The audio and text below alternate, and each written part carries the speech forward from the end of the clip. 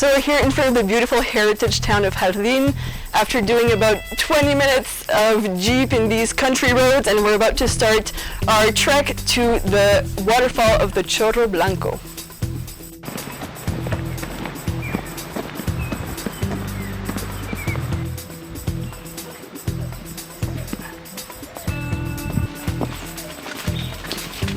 From here we have an amazing panoramic view of the farallones de Citará Mountain and also of the canyon of the San Juan River.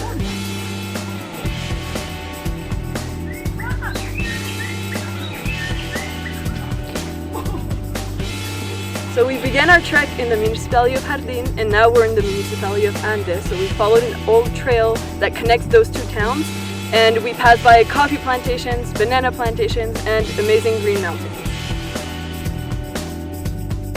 Here is an incredible tunnel formed between the rock and tree roots. We are able to access the waterfall, passing behind it and then getting to the point where it can be seen entirely.